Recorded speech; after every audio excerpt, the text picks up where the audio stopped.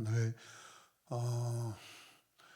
양육을 이렇게 준비하면서 참 하나님, 우리 하나님 역시 기가 막히시다, 기가 막히시다. 이제 일주일 앞으로 다가온 일주일이 아니죠. 며칠 남지 않는 그 임직식이 있는데 저도 사실은 좀 무덤덤했거든요. 근데 오늘사 비로소 그 공감의 어떤 상황이 저에게 오는 것 같습니다. 그래서 순서지를 만들고 또 오늘 야경을 준비하는데 어쩌면 이 내용이 돌아온 주일 임직감사 예배에 꼭 필요한 그런 상황이고 말씀이다라고 그렇게 생각이 됐습니다. 그런 마음을 가지고 우리가 이 시간 함께 훈련받는 시간 되시길 원합니다. 자, 서론 함께 같이 읽을까요? 영적 성장을 가장 선명하게 보여주는 표식은 사랑이다. 그리스도인은 하나님을 향한 사랑뿐만 아니라 이웃을 향한 사랑에 열심히 있어야 한다. 아멘. 그리스도를 통해 하나님을 알고 하나님을 사랑하는 자들은요, 반드시 사랑이 넘쳐야 합니다. 그러나 현실은 그렇지 못하죠. 그리스도인이 되어 가장 많이 들은 설교나 가르침이 있다면 무엇이에요? 사랑이라는 주제죠. 많이 듣고 많이 배웠음에도 불구하고 실천이 가장 어려운 것 가운데 하나가 무엇일까요? 사랑입니다. 그렇다면 사랑이란 무엇일까요? 오래전에 유행했던 대중가의 가사처럼 사랑은 눈물의 씨앗일까요? 지우개로 지우기 쉬운 연필로 쓴 것일까요? 아니면 사랑은 얄미운 나비인가? 헬라 문화권에서 예수님 당시 그 문화에서는 사랑을 네 가지로 이렇게 소개합니다. 첫 번째 무엇이냐면 뭐예요? 에로스. 내용을 같이 읽을까요? 감각적, 성적 사랑이며 자연적이고 본능적인 사랑이다. 네. 이 에로스에는 자기 희생적 개념이 들어있지 않습니다. 잘 기록하십시오. 이 사랑은 관능적인 육체적인 사랑이에요. 자기 만족을 위한 사랑입니다. 사탄은요, 카피의 황제입니다. 모방의, 따라쟁이의 황제입니다. 누구를 따라서 할까요? 하나님을 따라서 하고 모방합니다. 그러나 그의 모방은 인류로 말미암아 아름다운 사랑의 결실이 아니라 인류를 멸망과 파멸로 이끄는 그런 결과를 낳습니다. 하나님의 이 무조건적이고 이타적인 상대적인 상대방을 사랑하는 그 사랑을 성적인 것으로 자기중심적인 이기적인 사랑으로 만들어버립니다. 입에 달고 열량만 높은 음식이 결코 우리 몸에 유익을 주지 못하죠. 저 요즘에 제 몸이 병원에 가서 잠깐 검진을 하다가 그것도 안과에 가서 당화혈 색소가 높다라는 그 판정을 받고 그때부터 지금까지 한 3주 됐나요? 3, 4주? 거의 과자 안 먹고요. 음료수도 거의 안 먹는데 거의 안 먹고 있습니다. 사실은. 그리고 탄수화물도 거의 막 완벽하게 줄이고 있습니다. 그때 몸이 가벼워지고 굉장히 좋더라고요. 오늘 보니까 제 종아리도 날씬해졌더라고요. 사탄의 사랑은요, 자극적입니다. 하나님의 사랑은요, 뜨겁고 열정적이지만은 어때요? 깊고 오래가는 그런 잔잔한 사랑입니다. 그 변형되고 왜곡된 사랑의 그 모습은 사탄이 주는 그런 사랑은요, 참된 사랑으로부터 계속해서 멀어지게 합니다. 자, 두 번째 사랑은 뭐예요? 스톨게. 첫 번째가 뭐였어요? 에로스. 자, 스톨게는 자, 의미 같이 읽겠습니다. 가족의 사랑이나 부모와 자녀 간의 사랑을 언급한다. 네. 이 스톨게라는 것은요, 성경에 사실 직접적으로 나타난 그 단어는 아닙니다. 그런데 이 단어는 두 가지 합성어인데 필레오라는 단어와 스톨게라는 이 단어가 합성된 형용사입니다. 그래서 이 필레오는 휠로스톨고스라는 이 단어를 만들어내는데 로마서 12장 10절에 나옵니다. 로마서 12장 10절에 필로스, 스톨고스. 자, 로마서 12장 10절이 뭐냐면 서로 위해하고라고 되어 있습니다. 자, 그러면 그 위해라는 단어는 우리가 가족 안에서 어떤 관계에서 하는 거죠? 형제간에. 예. 자, 그 다음에 세 번째는 뭐죠? 필레오. 자, 그 의미 한번 같이 읽겠습니다. 친구의 사랑, 동료의 사랑을 말한다. 자, 부활하신 예수님은 디비에랴 호숫가에서 베드로에게 네가 나를 사랑하느냐라고 아가페, 사랑에서 이 아가페를 말씀하면서 물어보십니다. 이때 베드로는 어떻게 대답하냐면 주님 그렇습니다. 내가 주님을 필레오 하는 줄 주님께서 아시나이다 이르시되 예수님께서 이렇게 말씀하세요. 내 어린 양을 먹이라라고 하시죠. 자, 주님은 네가 나를 아가페 하느냐 했을 때 베드로는 뭐라고 고백해요? 내가 주님을 필레오 합니다라는 거죠. 형제간의 사랑이라는 거죠. 형제간의 스승과 제자의 어떤 그런 사랑. 왜 그랬을까요? 아직 그 사랑을 경험하지 못하고 있기 때문에 그렇습니다. 자, 그래서 베드로는 이 사랑에 대하여 아가페로 질문하신 주님께 필레오로 대답합니다. 미국 동부에 가면 필라델피아라는 아주 유명한 도시가 있습니다. 이 필라델피아도 헬라어의 우정, 사랑, 우애를 의미하는 필로스 플러스 형제를 뭐라 하냐면 아델포스라고 합니다. 아델포스. 필레오 아델포스가 결합된 그 말에서 이렇게 번역해 가지고 사용한 것입니다. 필라델피아, 필로스, 아델포스. 자, 하여튼 미국 사람들 독특한 게 있어요. 그만큼 뭐죠? 그들이 사랑하자라는 거죠. 이 나라를 세울 때 사랑하자라는 것이죠. 자, 네 번째 마지막으로 뭐예요? 아가페. 자, 의미 읽겠습니다. 희생적이며 이타적인 사랑으로 하나님께서 우리에게 보여주신 사랑이다.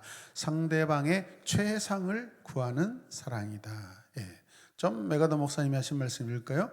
희생적인 사랑은 우리가 닮을 수 있는 하나님의 가장 고귀한 성품이다. 우리가 닮을 수 있어요, 없어요? 있다라는 것입니다. 자, 그렇다면 하나님이 우리에게 보여주시고 행한 이 사랑의 본질을 통해서 우리는 왜 사랑해야 하며 어떻게 사랑해야 하는지를 알아야 합니다. 자, 사랑의 본질이 무엇일까요? 첫 번째, 하나님 자신이에요. 자, 요한일서 4장 7절 8절 말씀 보면 같이 읽읍시다. 사랑하는 자들아 우리가 서로 사랑하자. 사랑은 하나님께 속한 것이니 사랑하는 자마다 하나님으로부터 나서 하나님을 알고 사랑하지 아니하는 자는 하나님을 알지 못하나니 이는 하나님은 사랑이심이라. 아멘. 자, 그래서 사랑의 시작, 사랑의 원천, 사랑의 처음은 누구예요? 하나님이셔요. 그래서 우리가 사랑하는 거예요. 사랑해야 하는 것이고, 자, 사랑은 하나님께 속한 것이다. 하나님과 사랑은 분리될 수 있다, 없다? 없다. 사랑이 하나님의 속성입니다. 하나님에게서 시작되었기 때문에 그렇습니다. 우리의 구원도 하나님의 사랑에서 계획되고 준비되고 이미 그냥 그 사랑 안에 우리 자신이 있습니다. 우리 자신이.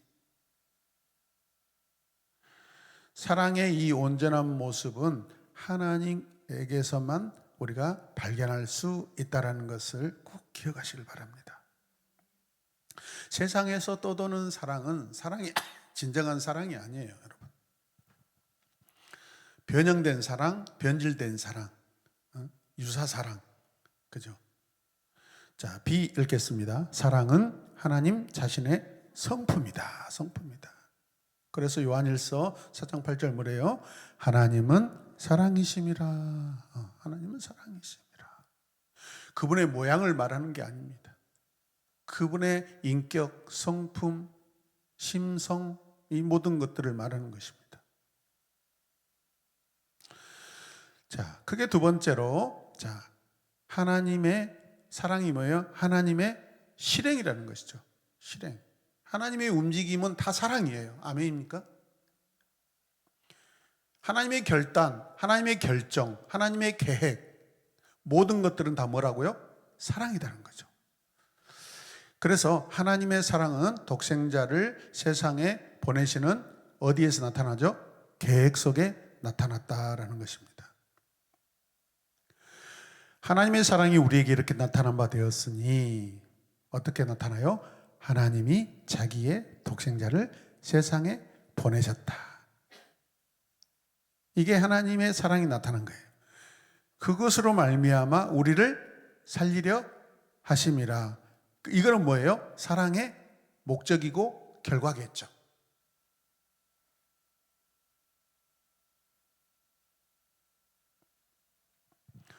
그 다음에 요한복음 3장 16절 잘 아는 말씀. 하나님이 세상을 이처럼 사랑하사. 자, 그 이후에 세 가지가 나오는데 줄을 그어 놓으세요. 첫 번째가 뭐예요? 독생자를 주시는 것이 하나님의 사랑이고, 또 아들을 믿는 자마다 멸망하지 않게 하는 것이 하나님의 사랑이고, 그 다음에 영생을 얻게 하게 하는 것이 하나님의 사랑이다라는 거죠. 믿으십니까? 방송실 그 모니터 조금만 줄이실래요? 한 눈곱만.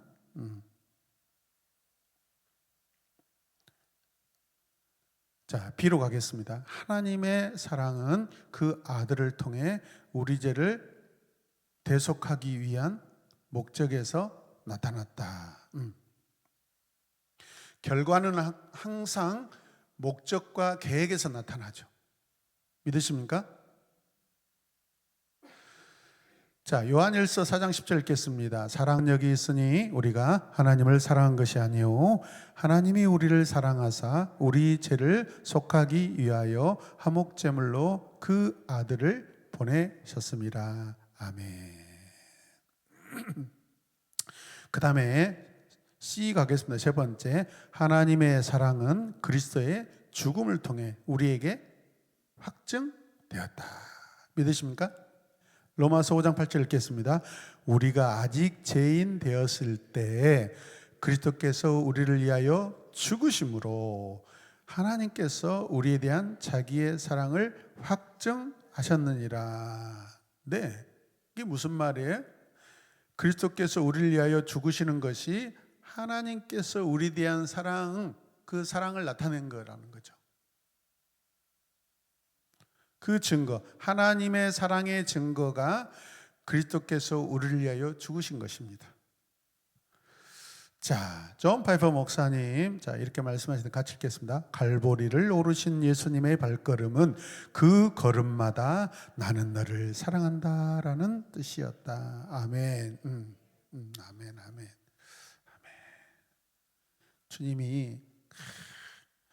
주님께 그 십자가 무게가 뭐가 중요하겠어요? 그 고통이 뭐 느껴지겠어요? 그거는 그냥 부가적인 겁니다.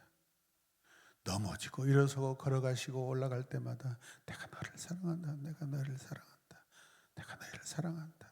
계속해서 아마 고백하셨을 거라고 생각됩니다.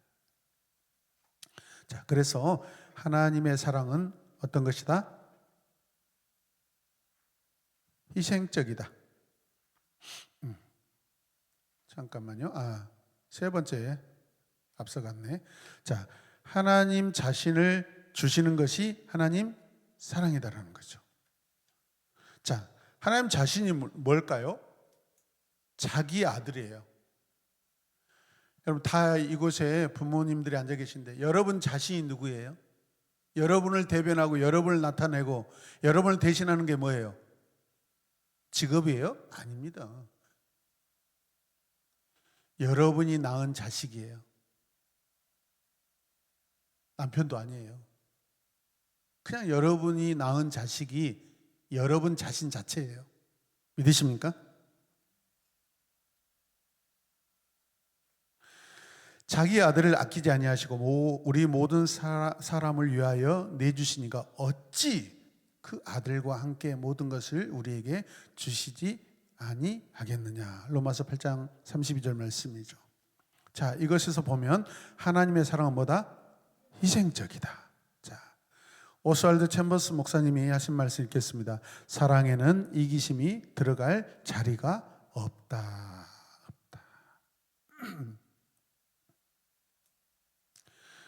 자, B는 같이 읽겠습니다. 하나님의 사랑은 아낌이 없다. 아낌이 없다. 부족함이 없다. 다른 말로 하면 충분하다. 그 다음에 C 읽겠습니다. 하나님의 사랑은 안전하다. 안전하고 완전하다.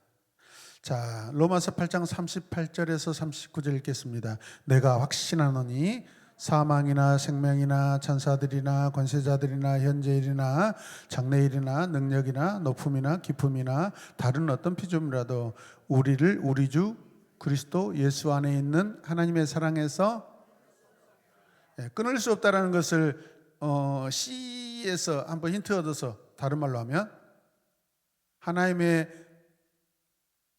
사랑에서 불안하게 하지 않는다. 하나님의 사랑은 불안하지 않는다. 그죠?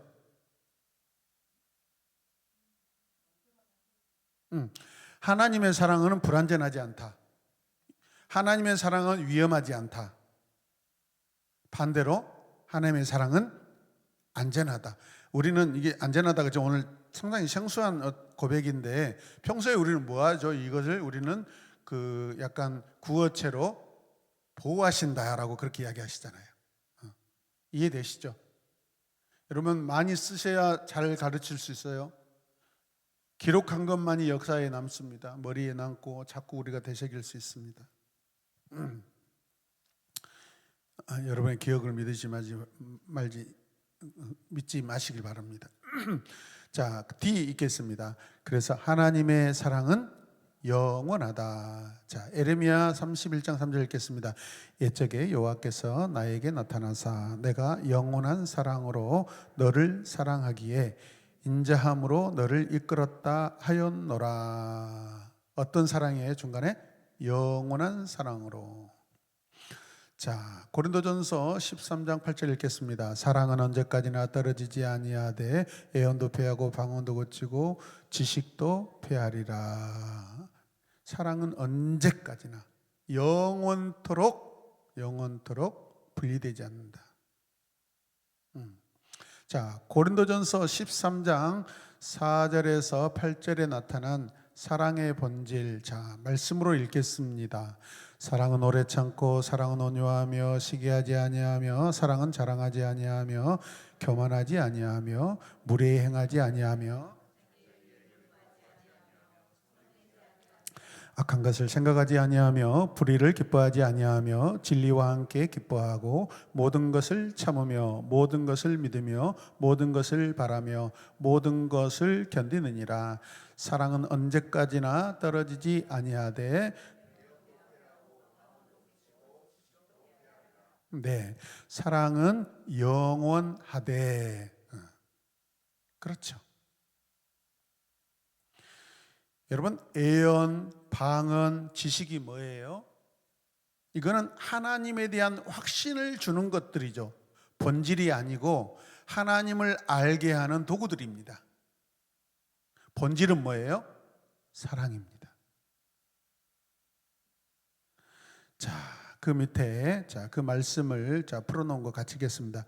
사랑은 오래 참는다. 사랑은 온유하다. 사랑은 시기하지 않는다. 사랑은 자랑하지 않는다. 사랑은 교만하지 않는다. 사랑은 무례히 행하지 않는다. 사랑은 자기의 유익을 구하지 않는다. 사랑은 쉽게 성내지 않는다. 사랑은 불의를 기뻐하지 않고 진리와 함께 기뻐한다. 사랑은 모든 것을 참으며 모든 것을 믿으며 모든 것을 바라며 모든 것을 견딘다. 사랑하는 모든 것을 참는다. 사랑하는 모든 것을 믿는다. 사랑하는 모든 것을 바란다. 사랑하는 모든 것을 견디어낸다. 영성을 세우는 13가지의 기둥이라는 책이 있습니다. 저도 제 서재에 지금 있는데 존 메가더 목사님이 쓰신 책인데요. 문화 속에 가득한 거짓 사랑이라는 그런 내용입니다. 하나님 나라와 전쟁을 벌이고 있는 이 문화에서 사탄은 자신의 지상 왕국의 세력을 규합하기 위해서 6단계의 계획을 사용한다라는 것입니다. 첫 번째가 뭐냐면 사탄의 궁극적인 목적은 영혼들을 자기 편으로 삼는 것이다라는 거죠. 그러나 예수님은 어떠신 분이에요? 모든 영혼들을 누구에게 데려가요? 하나님께 데려가죠. 주인이 하나님이시기 때문에 자기 것을 취하지 않는다는 거죠. 두 번째, 사탄이 자기 체제를 지지하는 그 신봉자들을 얻어내는 효과적인 그 강력한 방법은요, 사회를 타락시키는 거예요.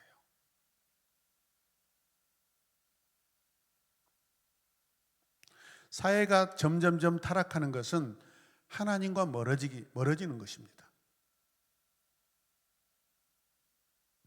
그래서 우리는 한편으로는 이 타락한 문화를 구원하는 우리 전도자가 돼야 되고 사명자가 돼야 됩니다. 아멘입니까?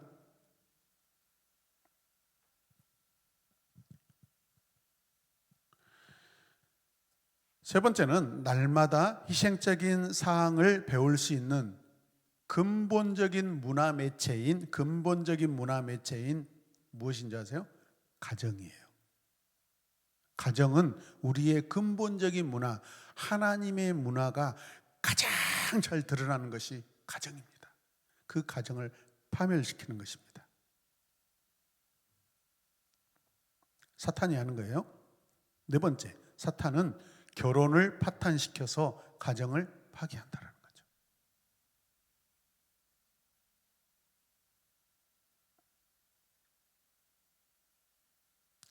다섯 번째, 사탄은 부부를 끈끈하게 엮어주는 성적 정절을 약화시킴으로 결혼이 파탄나게 합니다.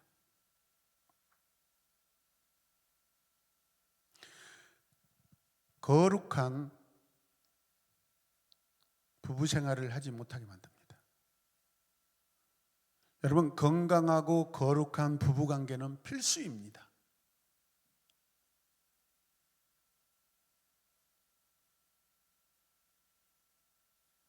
여섯 번째, 마지막이죠. 사탄은 성의 혁명으로 성적인 정절을 파괴합니다. 그러죠. 아주 무질서 있게 만들죠. 어제 제가 뉴스를 통해서 뉴스인가 어떤 토크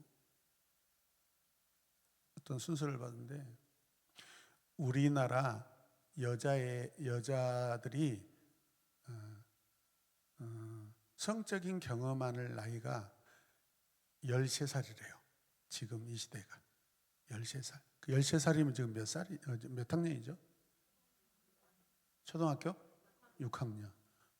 초등학교 6학년이면은 여러분 아세요? 이런 유사한 내용을 다른 나라에서 들었는데 30살쯤에 있는 남자가 자기 동네에 이 12살인가 13살 아이를 임신시켜가지고 결혼을 했어요. 인도 같아, 인도. 그것 때문에 지금 사회적인 문제가 일어나고 그렇습니다.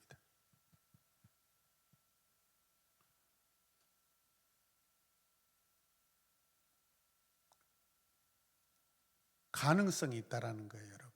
여러분의 자녀들이 지금 그 나이에 다 있어요. 대부분 그 나이를 좀 넘어가기도 하고. 예방하셔야 됩니다. 하나님의 말씀으로 미리미리 교육하시고 예방하시길 바랍니다.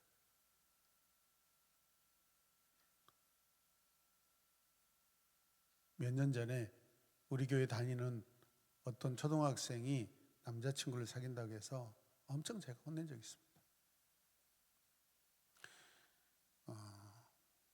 원래 우리 교회에서 자란 아이가 아니었습니다.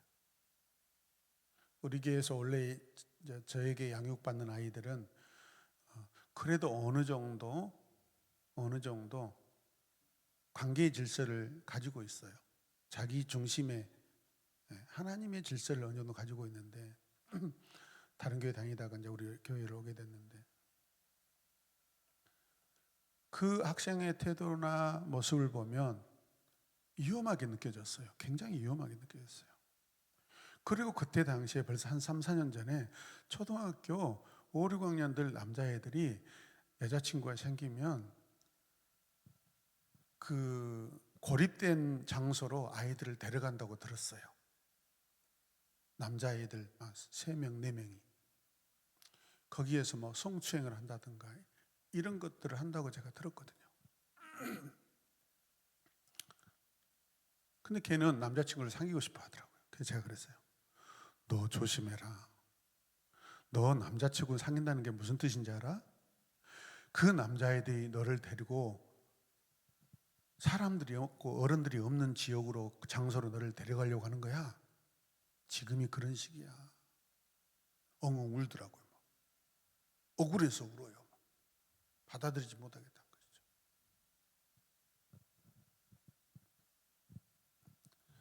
여러분, 이 사회를 믿습니까? 하나님의 말씀으로 우리는 무장시켜야 됩니다. 자, 크게 B 가겠습니다. 사랑의 중요성. 자, 1이 뭐예요? 하나님의 가장 큰 계명이다. 자, 마태복음 22장 36절에서 40절 읽겠습니다. 선생님, 율법 중에서 어느 계명이 크니이까? 예수께서 이르시되 내 마음을 다하고 목숨을 다하고 뜻을 다하여 주 너의 하나님을 사랑하라 하셨으니 이것이 크고 첫째 되는 계명이요 둘째도 그와 같으니 내 이웃을 내 자신같이 사랑하라 하셨으니 이 두 계명이 온 율법과 선지자의 강령이니라. 잘하는 말씀이죠. 온 율법과 선지자의 강령이 뭐죠? 하나님의 말씀.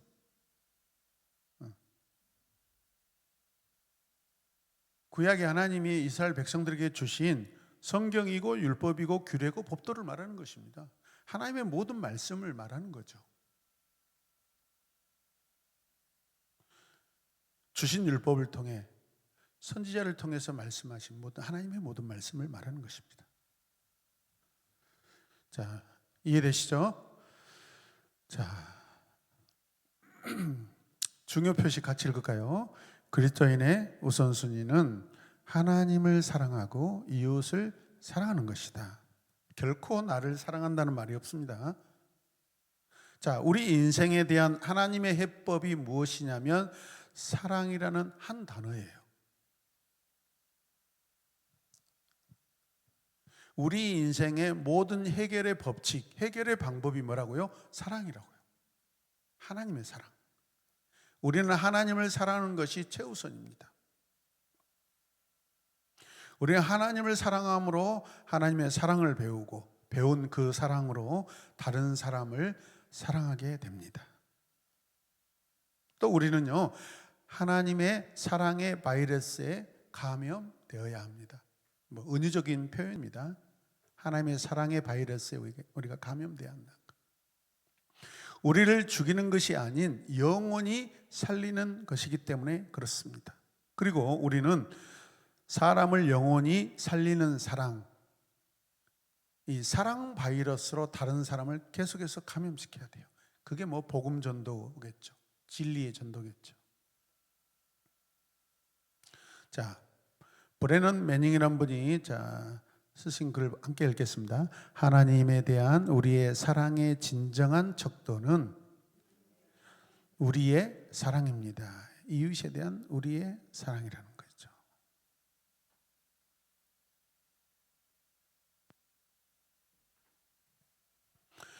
우리가 하나님을 사랑한다라는 것은 반드시 우리는 이웃을 사랑해야 한다는 것이죠. 자, 두 번째,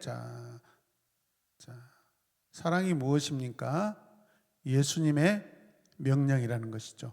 자, 요한복음 13장 34절 35절 읽을까요? 새 계명을 너희에게 주노니 서로 사랑하라. 내가 너희를 사랑한 것 같이 너희도 서로 사랑하라. 너희가 사랑하면 너희가 내 제자인 줄 알리라. 아멘. 자, 이 말씀을 보면 모든 사람이 밑줄 그으세요. 모든 사람이 너희가 내 제자인 줄 알리라. 하나님을 사랑하지 않으면 제자가 아니다라는 거죠. 그리스도의 제자가 아니라는 것이죠. 너희들 지금 내가 죽어서 따라다니는데 너희들 내가 하는 지금 너희들에게 하는 사랑, 내가 너희들에게 보여주고 있는 그 사랑 너희가 하지 않으면 너희들은 나와 아무런 관계가 없다. 내 제자 아니다 라고 그렇게 말씀하고 계셔요. 자, 강론으로 들어가서 A 가겠습니다. 예수님이 친히 본을 보여주셨다. 모본을 보여주셨다. 내가 너희를 뭐한 것 같이? 사랑한 것 같이. 사랑하셨어요 지금? 자, 예수님이 이 땅에 오셔서 사랑의 본을 보여주셨습니다. 모범을 보여주셨어요. 사랑이 뭔지. 그게 뭐였냐면, 자, 예수님이 이웃을 사랑하라고 말씀하셨어요. 그러면 예수님이 사랑하신 이웃들을 생각해 보세요. 누구일까요? 소외된 자, 병든 자, 고통당하는 자, 그리고 배고픈 자들. 그리고 공동체에서 떨어져 나간 자들.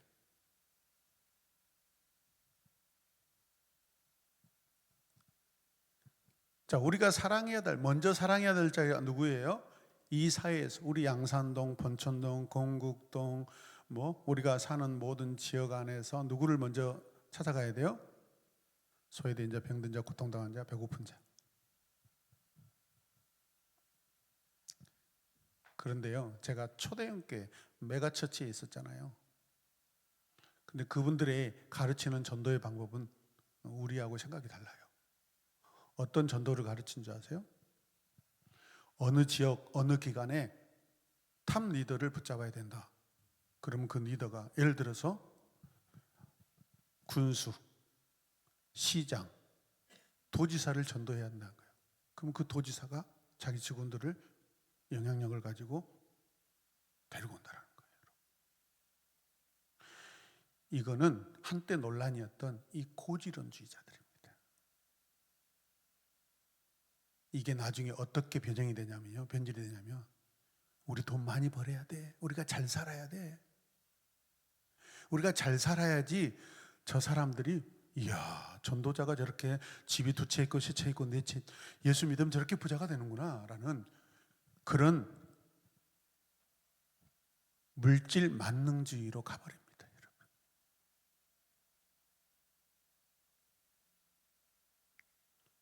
서울 경기의 초대형 교회 전도 방법은 이걸 선택하고 있습니다.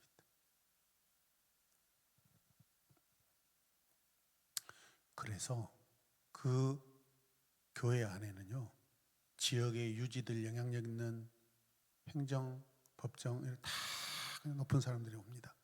큰 교회. 결국은 자기의 어떤 유익을 위해서 나중에 교회를 이용합니다. 서로 죽는 일이에요, 여러분. 교회의 권위는 다 떨어져요, 여러분. 그 속에서 얼마나 그 사람들이 우습게 보겠어요. 그렇지, 너희들 주님과 아무런 상관이 없는 그런 관계입니다. 자, 예수님은 마지막 최후 만찬 때에 제자들의 발을 씻기시면서 그들에게 사랑을 가르치셨습니다. 그리고 십자가에 달려 죽으시면서 그들을 사랑하셨습니다. 죽음을 통해 사랑을 증명하시고 보여주셨어요. 여러분, 왜 주님이 죽으셔야 되죠? 왜 주님이 죽으셔야 되죠? 인간이 할 수 없는 사랑은요, 죽음을 통한 사랑입니다. 그래서 때로 가끔 몇백 년 만에 어떤 역사적인 한 어떤 장면에서 어떤 사람이 자기 목숨을 내놓고 누구를 살렸다 했을 때 그게 숭고한 사랑, 역사에 기록됩니다. 그만큼 가치가 높다라는 거예요. 근데 그 사랑이 어디에서 아주 쉽게 나타나냐면 우리 가정에서 쉽게 나타나요. 여러분, 도시 안에 건물에서 불이 났을 때 얼마 전에도 부모가 자식을 밖에 던지고요, 자기 그 불타 죽었어요. 하나님 또는 가정의 부모를 통해서만 나타날 수 있는 죽음을 통한 사랑입니다. 여러분,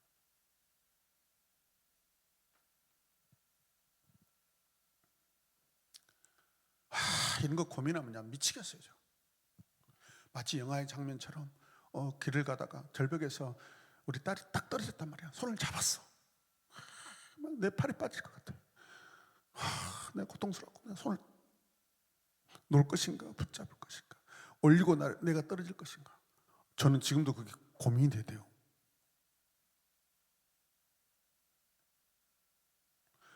그때 어떤 고민이 되냐, 둘 다 살 수 없을까? 둘 다 살면 좋잖아요. 근데 누군가를 살아야 된다면 부모가 죽고 자식이 사는 거예요. 그게 과거 옛날에 그 영화, 등산에 관한 영화가 이렇게 하나 있었는데, 그 아버지가 아들하고 딸 데리고 클라이밍 하다가 그 핀이 뽑혀가지고요, 이게 떨어지게 되는데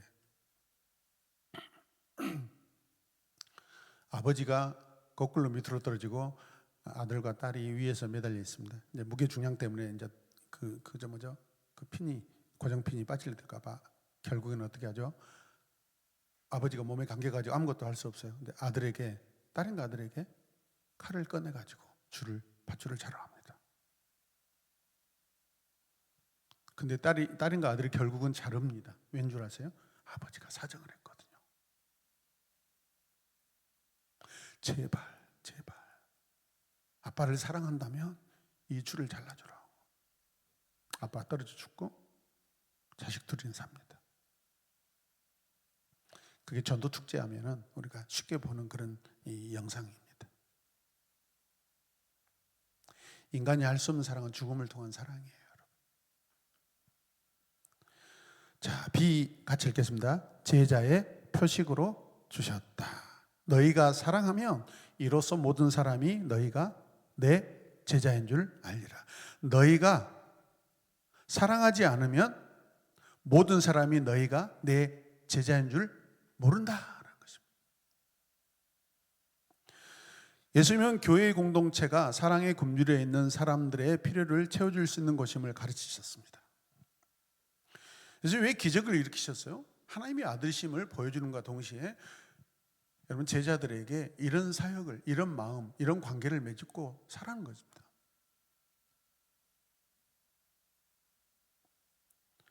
제자들은 예수님이 십자가에 달리시는 마지막 순간까지도 어떤 모습을 보여주죠? 길에서 싸우고, 방 안에서 서로 싸우고, 서로 이기심에 사로잡혀서 미성숙한 모습으로 서로 경쟁합니다. 그들은 부족했고 연약했습니다. 그들에게 필요한 것은 서로를 위한 사랑이었습니다. 잘 들어보세요. 제자들이 서로 사랑할 때 사람들은 진정한 예수님의 제자가 누구인지 알게 된다는 것입니다.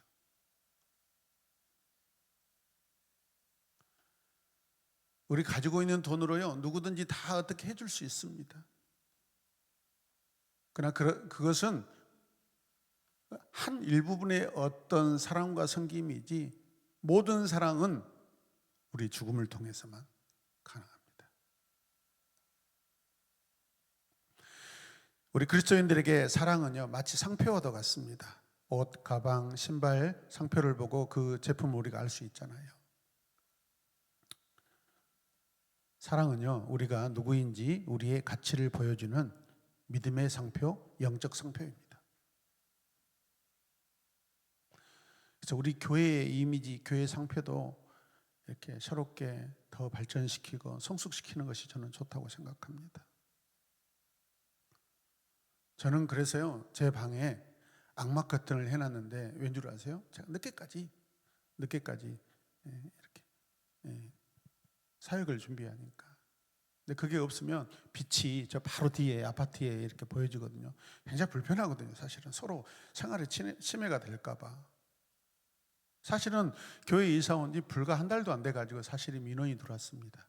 그 민원의 이유는 뭐였냐면 우리 이사 왔으니까 간판등을 켜는 거였는데, 저녁에 켰는데 바로 민원이 들어와요. 눈이 부시다라는 거예요. 말도 안 되는 소리. 그게 어떻게 했죠? 아, 그래서요? 죄송합니다 라고 제가 간판불을 꺼버렸습니다. 평소에 안 켜잖아요, 사실은. 어떤 교회는요, 간판 켜는 거를 목숨을 거는 교회들이 많습니다. 그만큼 교회에 알리고. 저는 딱 하루 켭니다. 토요일날 저녁에서 주일까지인데, 우리 예배 끝나면 제가 가서 항상 이렇게 24시간 오토 타이머가 고장 나가지고 제가 손으로 돌려가지고 키거든요. 안 그랬으면 매일마다 저녁 7시에 켜져가지고 새벽 1시에 꺼지게끔 할 수 있거든요. 근데 그걸 안 고쳤더니 제가 그나마 어떤 날은, 어떤 주일은 그냥 지나가 버리고, 어떤 주일은 제가 생각해서 그래도 주일은 사람들이 교회에 불 켜졌다, 교회 가야 되지, 이런 마음이라도 갖게 하려는 의도에서 간판에 별로 저 목숨 걸지 않습니다. 왜? 내 이웃들이 그 불빛 때문에 불편하다니까. 그래서 동준 형제에게요, 3층 첫 번째 칸에서 잠자잖아요. 제가 가끔 늦은 시간에 오거든요. 12시, 11시 오면 불 켜져 있어요. 동준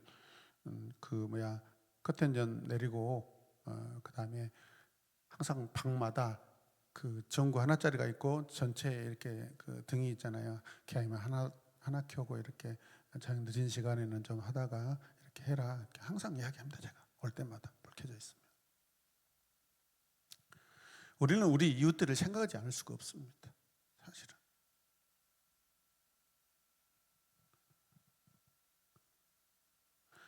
우리의 살아가는 모습 때문에 저 사람은 그리스도의 제자가 맞다, 저 사람은 그리스도인인데 라는 소리를 들어야 됩니다.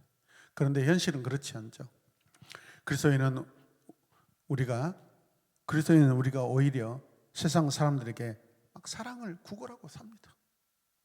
세상이 좋고 세상을 좋아하고 싶고 그 속에 막 어떻게든지 막 들어가서 살려고 하고 안간힘을 씁니다. 이건 정체성의 혼란이 온 겁니다. 자, 제자란 예수님의 가르침을 배우고 삶을 따르며 그분의 삶을 나의 생활 방식으로 받아들이는 자를 의미합니다. 교회 생활에는요, 익숙해 있지만 제자로서의 일상에서의 예수님을 따르는 삶을 아직도 낯설게 여기는 성도들이 많습니다.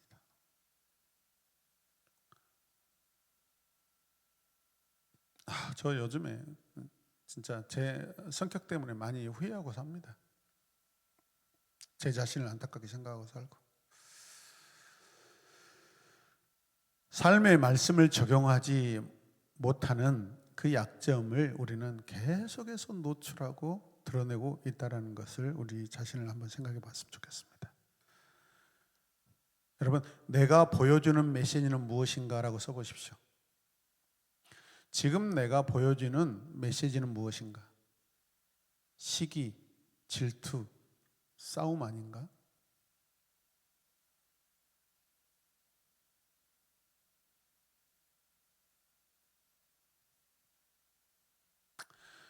여러분, 우리는 사랑해야 합니다. 우리가 보여주는 메시지는 사랑해야 합니다. 우리는 서로 사랑하는 모습을 끊임없이 세상에 보여주어야 합니다. 세상은 하나님과의 관계와 우리의 영적 성장을 위하여 진행되는 새벽기도, 또 예배, 제자훈련, 성경공부, 양육, 이것 통해서 세상 사람들 감동받지 않습니다. 이거는 우리를 위한 거죠, 사실은. 잘 들으셔야 돼요. 이건 우리 자신을 위한 것입니다. 성도를 위한 것이지 밖에 있는 사람들을 위한 거 아니잖아요. 직접적으로 말씀드린 거죠. 긴 시간을 따지면 연관은 분명히 있지만, 영적 유익을 위해 진행되는 어떤 예식과 훈련을 통해 성장하는 그리스도인들이 진정한 사랑으로 섬기며 희생할 때 감동을 받게 된다는 것입니다.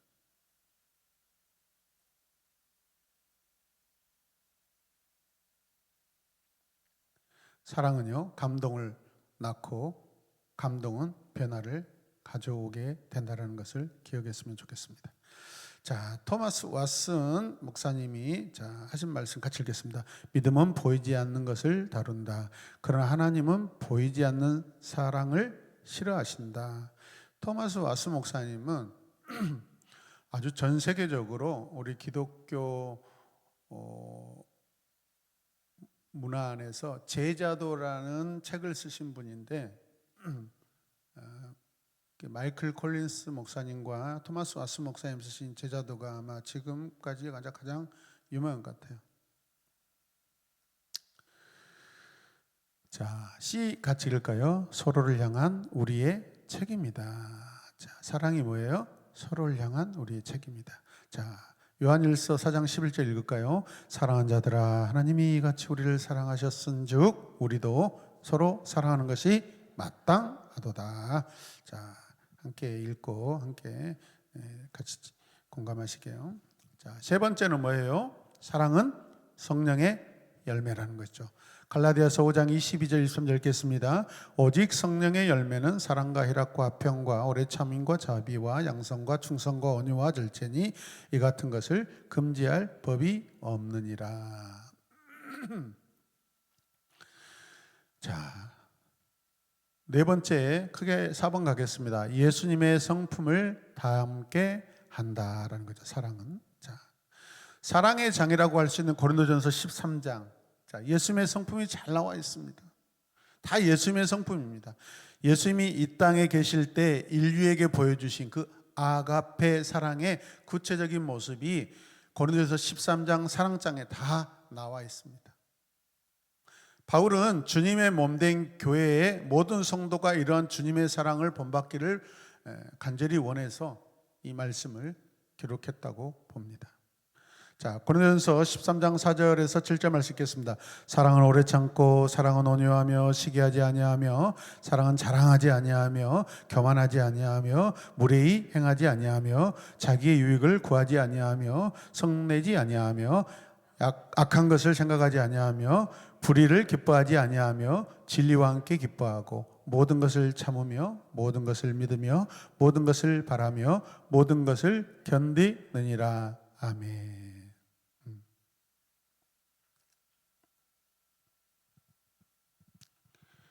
결국 그 사랑에다가 예수님을 집어넣으면은 예수님의 사랑의 열매들이 예수님의 성품들이 나죠. 예수님은 오래 참고 예수님은 온유하며 예수님은 시기하지 아니하며 예수님은 자랑하지 아니하며 예수님은 교만하지 아니하며 예수님은 무례히 행하지 아니하고 예수님은 자기 유익을 구하지 아니하고 예수님은 성내지 아니하며 악한 것을 생각하지 아니하며 예수님은 불의를 기뻐하지 아니하고 예수님은 진리와 함께 기뻐하고 예수님은 모든 것을 참으며 예수님은 모든 것을 믿으며 예수님은 모든 것을 바라며 예수님은 모든 것을 견디느니라 라고 사랑에다 예수님을 넣으시면 100% 적용이 됩니다. 자, 크게 5번 갈까요? 자, 사랑은 가장 좋은 길이며 영원한 그리고 최상의 덕목이다. 고린도전서 12장 32절 너희는 더욱 큰 은사를 사모하라. 내가 또한 가장 좋은 길을 너희에게 보이리라. 네. 가장 큰 은사가 뭐예요? 사랑이죠. 자, 그 밑에 말씀 또 읽겠습니다. 사랑은 언제까지나 떨어지지 않는데 연대파하고 방언도 그치고 지식도 패하리라. 그런즉 믿음, 소망, 사랑 이 세 가지는 항상 있을 것인데 그 중에 제일은 사랑이라. 아멘. 아멘.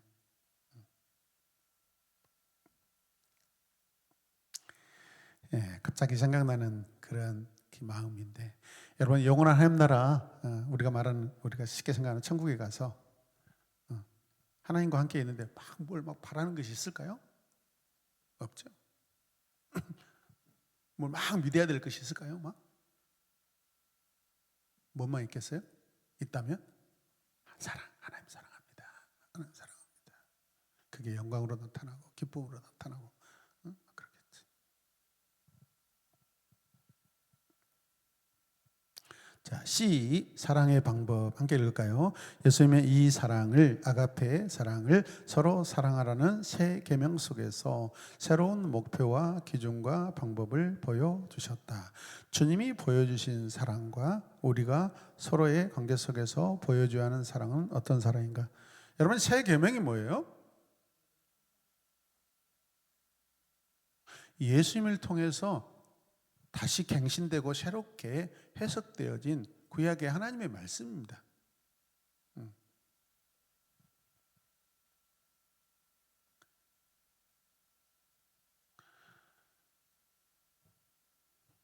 자, 그 다음에 그래서 우리는 1번 아낌없이 주는 희생의 사랑을 해야 한다. 아멘이죠. 요한복음 13장 1절 말씀 함께 읽겠습니다. 유월절 전에 예수께서 자기가 세상을 떠나 아버지께로 돌아가실 때가 이른 줄 아시고 세상에 있는 자기 사람들을 사랑하시되, 어떻게 사랑하셔요? 끝까지 사랑하시니라. 끝까지 사랑하시니라. 누군가를 끝까지 사랑하는 것 정말 어려운 일입니다. 그것이 희생이라고 생각합니다. 요즘에 자기 자식도 끝까지 사랑하는 거 힘듭니다.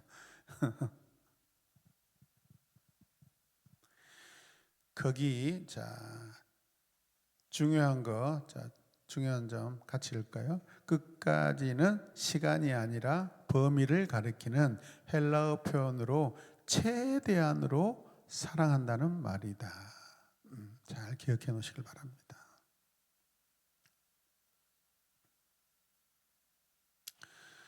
자, 그래서 이 끝까지의 의미는 온 맘 다해, 온 몸 다해 사랑하는 것입니다. 마음과 몸을 다해 사랑하는 것. 그래서 우리가 우리 자신을, 인간을 총칭할 때 뭐죠? 영육이라고 그러잖아요.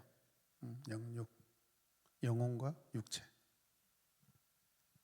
예수님은 그분의 전부를 다하여 사랑하셨습니다.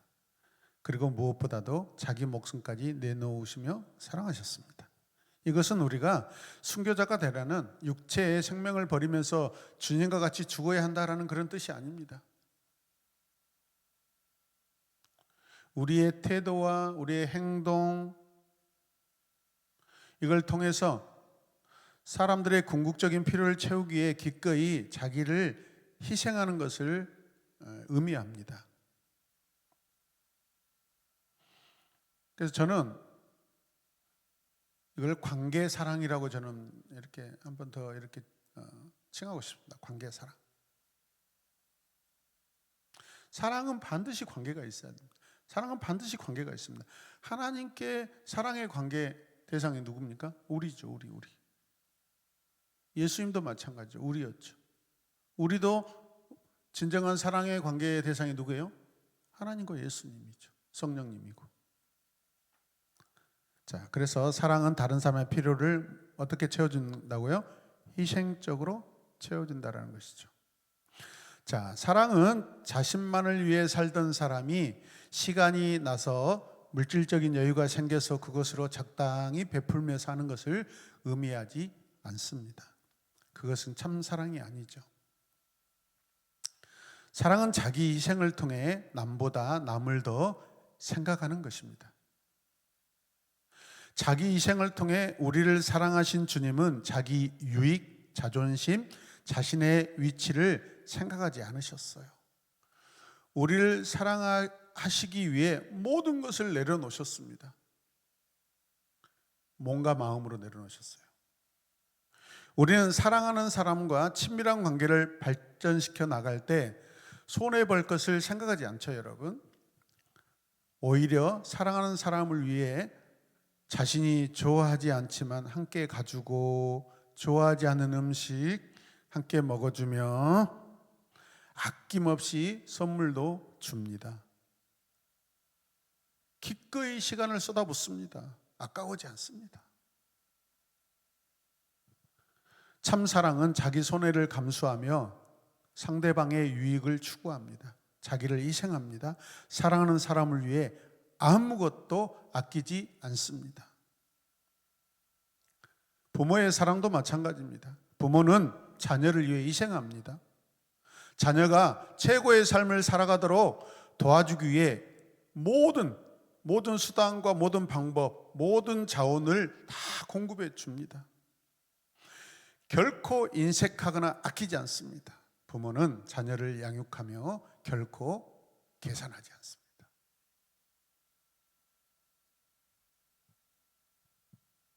엄마, 용돈이 필요해요. 나 용돈 못 준다. 엄마, 지금까지 내가 세뱃돈 받아가지고 엄마한테 저축해 놓은 거 다 빨리 내놓으세요. 그래? 알았다. 그럼 나도 계산 좀 하자.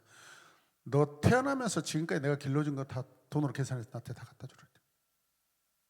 계산이 됩니까? 비교할 수 없습니다.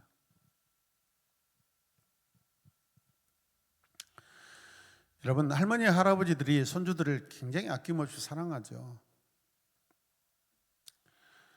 무겁고 묵직하게 커버린 그런 손주들 그냥 안아줍니다. 오랫동안 안아줍니다. 또 덮어주기도 하고. 사랑 때문이죠. 그 손주가 쌀이라면 그렇게 오랫동안 들고 있지 않습니다.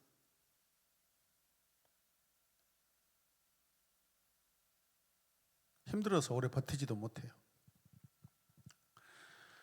사랑하는 손주들이기 때문에 안아주는 것이 힘들다, 안 힘들다? 힘들지 않다. 의연이가 결혼해가지고 손주 나하고 가보세요. 김선생님 사랑이 쪽쪽 빠실 겁니다. 지금도 사랑이 많으신데. 그래서 여러분, 그 손주들을 봐주신 할머니, 부모님의 사랑이 어떻게 나타나요? 관절염으로 나타나고 어깨 통증으로 나타나고 허리 통증으로 나타난 바 되었으니, 이런 희생적인 사랑을 연인이나 자녀에게만 제한하며 집중하는 것이 아니라 우리 공동체에서 나타나도록 해야 돼요. 여러분, 제가 싫어하는 게 있습니다. 목사로서 성도들에게 지나치게 가정주의, 지나치게 자식주의적인 사람 진짜 힘듭니다. 자식을 사랑하지만은 조금은 숨기시고, 어떤 갈등이 일어날 때 딱 보면은 금방 나타나요. 사랑하지 말라는 거 아닙니다, 여러분. 성숙한 사랑이 필요하다는 것입니다. 내 자식이 학교에서 친구한테 맞았어, 선생님한테 혼났어, 여러분 가서 막 울통 벗어버리고 막 치마 벗어버리고 브라우스 벗어 제끼면서 너 2년 전년 하면서 막 나오라고 해버리고, 여러분 그거 절대 사랑 아닙니다. 자식이 그걸 통해서 여러분 사랑 배우지 않습니다.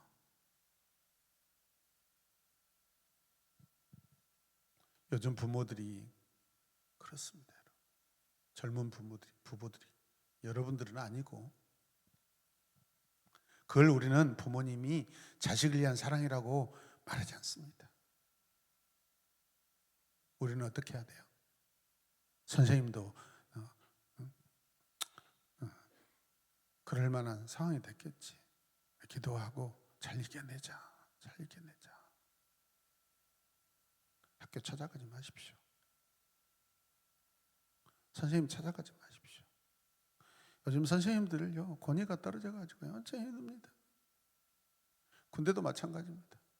예전에는 그 내무반 안에 이등병부터 병장 하사까지 다 있었는데 지금은 자기 동기들하고만 잠을 자요. 거기에서 무슨 군대 위계 질서가 있고 긴장감이 있겠습니까? 전투력이 발생하겠습니까, 여러분?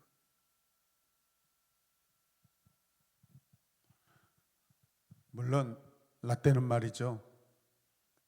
날마다 자다가 12시에 넘어가면 누가 툭 흔들면 바로 일어나서 화장실 가야 됩니다. 그런 걸 자랑하고 싶지는 않습니다.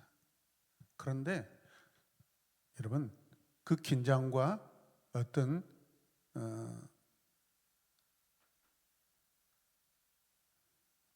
여기까지 하겠습니다. 군대 이야기하면 안 돼요.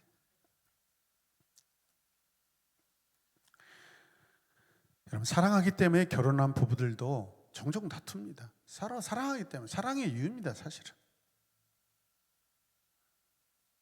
자기 자존심을 먼저 생각합니다. 조금도 손해보려고 하지 않습니다. 그것이 남편이 아내를 사랑한다고 하는 이유예요.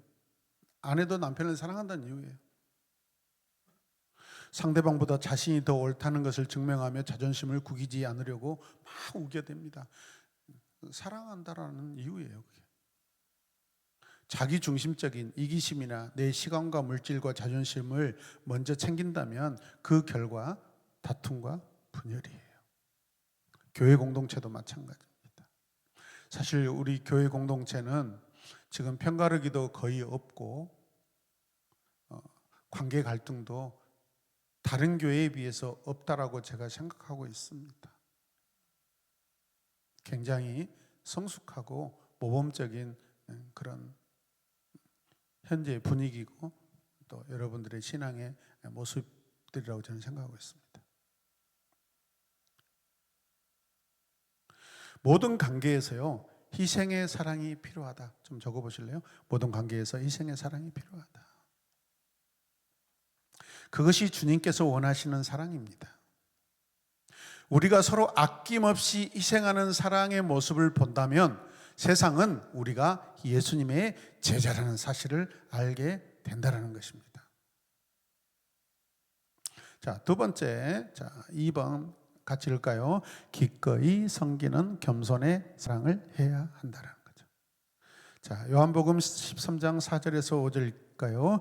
저녁 잡수시던 자리에서 일어나 겉옷을 벗고 수건을 가져다가 허리에 두르시고 이에 대야에 물을 떠서 제자들의 발을 씻기시고 그 두르신 수건으로 닦기를 시작하여. 예수님이 제자들의 발을 씻기시던 그 마지막 만찬 자리를 우리가 한번 생각해 보십시오. 그 상황을. 그 당시에 그 어떤 풍습이고 관습이라면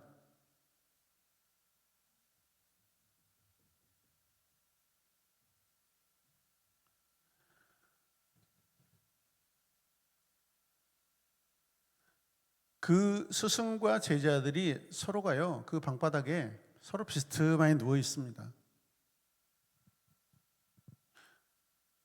자, 제자들의 발은 서로의 코를 자극하는 상황이 됐을 수 있습니다.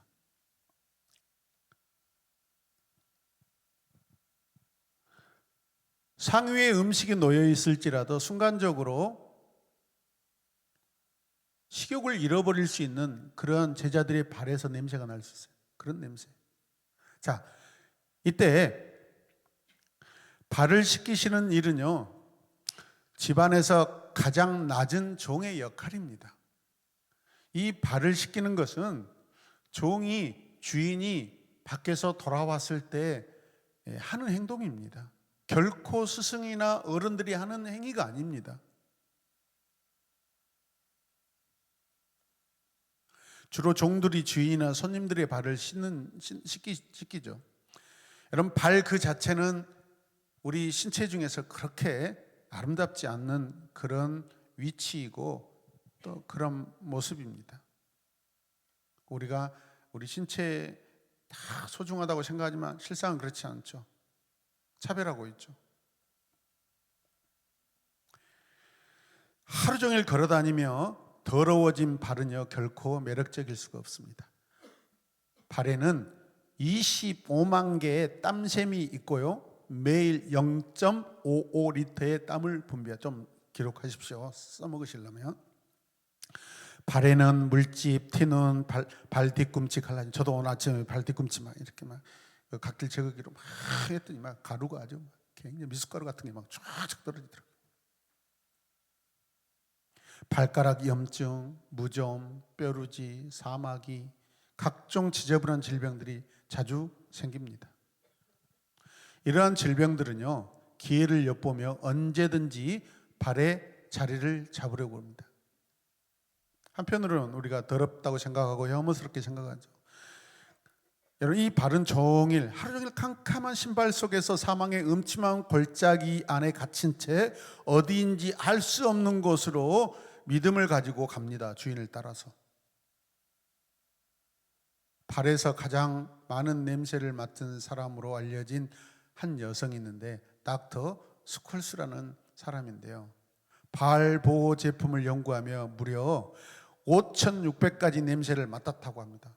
기구한 운명이지 않습니까? 지저분하고 냄새나는 이러한 발을 씻기기 위해서는 겸손함이 필요합니다. 예수님은 겸손함으로 제자들의 발을 씻기십니다. 예수님이 누구세요? 하나님이십니다. 그런데요, 잘 생각해 보세요. 예수님이 제자들의 발을 다 씻겨주고 있는데 그걸로 끝나죠, 여러분. 성경 스토리. 뭐가 빠져 있어요? 반드시 있어야 될 게 빠져 있어요. 제자들을 단 누구도 예수님 이제 제가 우리 스승님 선생님의 발을 씻겨드릴게요, 그 대목이 단 한 번도 나타나지 않습니다. 가슴 아픈데요. 우리 같으면 그러지 않을 것 같아. 예수님 오셔요, 제가 발 씻겨드릴게요.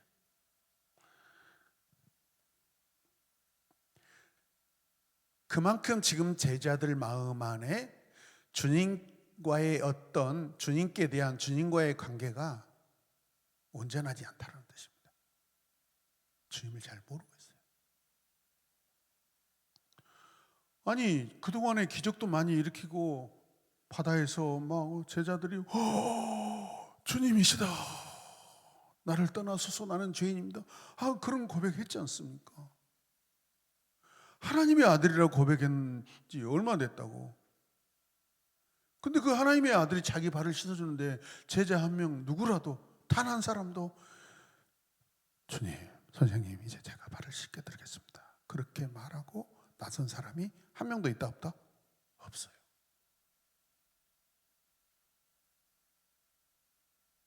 예수님의 발을 씻겨주지 않습니다. 오히려 그들은 거기에서 몸도 씻어주세요, 거기에서 자기들이 섬김을 받으니까 마치 나중에 사회적인 위치적으로 내가 무엇이 될 것인가 서로 고민하고 있고 그걸 위하여 다투려고 하고 있고 큰 다툼을 벌이고 있습니다. 자, 한번 적어보십시다. 제가 예수님 씻어드릴게요. 그렇게 써놓으십시오.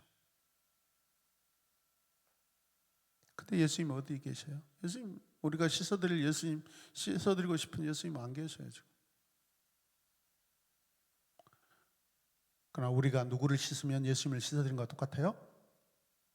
내 옆에 있는 사람, 내 이웃들.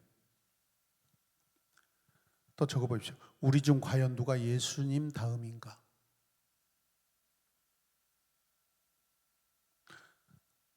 우리 중에서 누가 과연 예수님 다음으로 발을 씻겨줄 사람인가?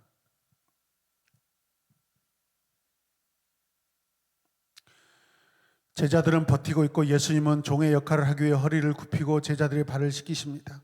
그분의 겸손함은 마지막 만찬에서 제자들이 보인 행동과 완전히 대조됩니다. 예수님은 가장 낮은 종의 역할을 선택하시며 기꺼이 그걸 감당하고 계십니다. 자, 달라스 윌라드 목사님 글 읽겠습니다. 사랑은 곧 하나님 앞에서 우리의 영향권 안에 있는 사람들의 삶의 유익을 도모하는 일에 겸손하고 단순하게 헌신하는 것을 뜻한다. 아멘.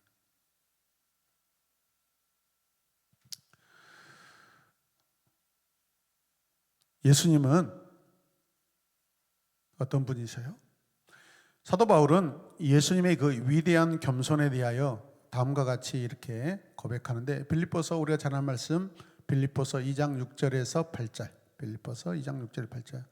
자, 그는 근본 하나님의 본체시나 하나님과 무엇을 취할 것을 여기지 아니하시고 동등됨을 취할 것을 여기지 아니하시고 오히려 자기를 비워 무슨 형체? 종의 형체를 가지사 사람들과 같이 되셨다. 하나님이 사람들과 같이 되셨다. 우리 또한 예수님의 겸손을 본받아 겸손의 옷을 입어야 할 줄로 믿습니다. 미국의 닉슨 대통령 시절에 대통령 보좌관을 지냈던 찰스 콜슨이라는 분이 있습니다. 워터게이트 사건에 연루돼서 감옥에 갇힙니다. 그 사람은 굉장히 머리가 영리한 사람이었거든요. 총명하고 30살이 되기 전에 거의 모든 것을 다 이루어버린 사람이라고 사람들은 말합니다.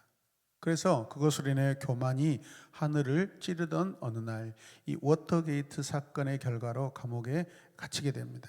교만의 정상에서 하루아침에 수감자가 된 그를 위해 상원 의원 3사람이 날마다 기도하며 시간을 정하여서 그를 면회합니다. 그를 위로하며 책을 주고 복음을 전했습니다. 이 3사람 중에 퀴에라는 이 상원 의원은요, 형 집행기간 7개월가량 남아있던 콜슨을 위해서 대신 자기가 감옥살이를 하겠다고 제안을 합니다. 그런데 거절당합니다. 이들의 진정성 있는 희생과 겸손한 이 섬김의 사랑을 통해 이 찰스 콜슨은요, 그 삶이 변화되기 시작합니다. 결국 그는 감옥에서 예수 그리스도를 구주로 영접하게 됩니다. 그는 죄수들이 제일 싫어하는 빨래를 자기가 하겠다고 자원합니다. 동료 죄수들은 그가 얼마나 지나지 않아 곧 포기할 것이다 라고 생각했습니다. 하지만 이 콜슨은 포기하지 않습니다. 오히려 그의 한결같은 행동에 주변 죄수들은 감동을 받기 시작합니다. 전 대통령 보좌관이 죄수들의 빨래를 해준 것이죠. 주님의 이 겸손한 사랑을 반영한 그의 삶을 통해 다른 죄수들에게 감동을 주게 되고 그의 주변 죄수들에게 변화가 일어나기 시작합니다.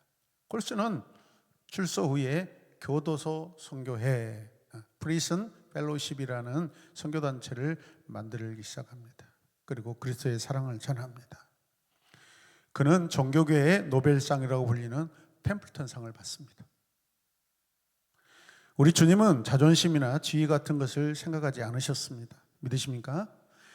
남이 나를 깔보는 것 전혀 개의치 않으셨습니다. 대신 자신을 비우시고 묵묵하고 겸손하게 섬기셨습니다. 여러분, 예수님 복음서 우리가 누가복음 이제 끝났습니다. 103번의 설교를 통해서 누가복음 내러티브 다 끝났습니다. 우리가 쭉 보면서 여러분 제자들을 떠나서 예수님을 그렇게 싫어했던 유대인들 그냥 눈짓으로만 싫어했습니까? 입에 담기 힘든 그런 욕을 해대고요. 죽이려고 모의하고 복음서에 예수님이 몇 번이나 피해 다니시잖아요.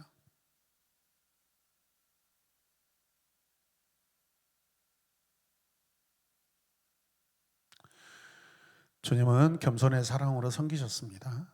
만왕의 왕께서 낮추셨습니다. 여러분, 우리는 그러면 낮출 이유가 없습니다.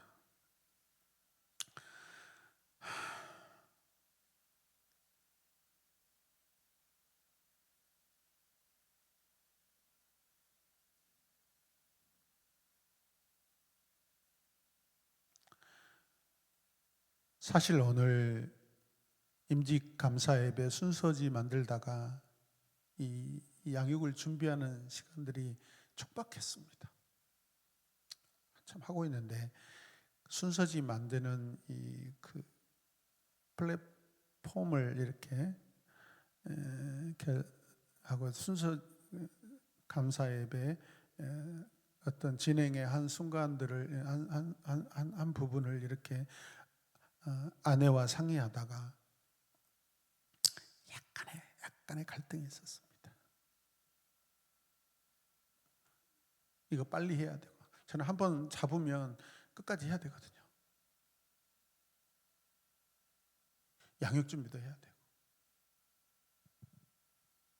그때 제가 잠깐 이렇게 아내에게, 아내가 이렇게 하면 어떨까, 이렇게 하고 싶은데 라고 했는데, 제가 약간 짜증 섞인 그런 표현을 제가 했어요. 근데 양육을 이걸 준비하면서 너무 마음이 아팠습니다.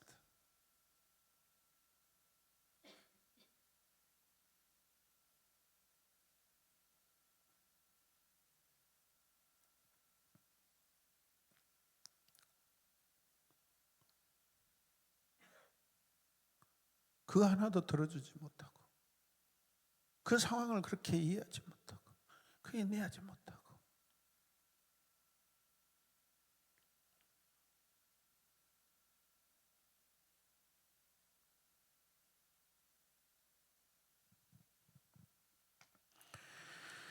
그러므로 우리 자신을 내세우려고 하지 맙시다. 대접받으려고 하지 맙시다. 묵묵하고 겸손하게 기꺼이 우리가 섬깁시다. 이것이 사랑입니다. 자존심을 내세우고 교만을 부리면 절대로 사랑할 수도 없고 사랑이 나타나지도 않습니다. 자, 중요 표시 함께 읽겠습니다. 교만은 만일 무엇이라면 제가 당신을 사랑하겠습니다 라고 말한다. 그러나 겸손은 무엇에도 불구하고 제가 당신을 사랑하겠습니다 라고 말한다.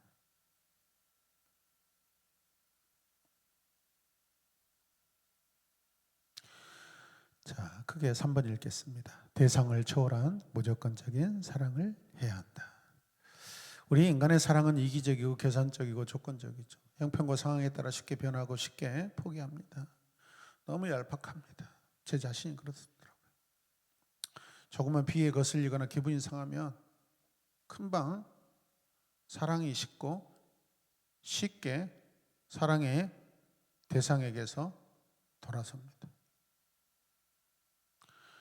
어제 좀 저와 같은 사람을 한 사람 만났습니다. 어떤 집사님에게 2월 달에 1월 달에 아이자 식재원 가는데 우리가 차량을 이렇게 몇 대 이렇게 빌려야 될 건데 버스를 빌리는 것보다 훨씬 더 저렴하기 때문에 집사님 혹시 그러면 남편 집사님하고 차를 바꿀 수 있을까요? 그랬더니 뭐라고 이야기하시냐면 그분은 제 차는 종종 빌려서 탄데 자기 차는 절대 못하게 합니다라고 이야기하더라고요.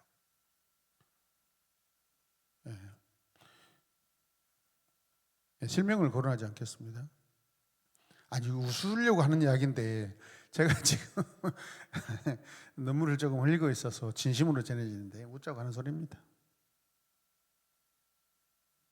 근데 그 모습이 저도 그래요. 저도 어느 한편에서 새로 산 교회 차를 저만 운전하려고 하는 그런 약간 그런 마음이 있더라고요.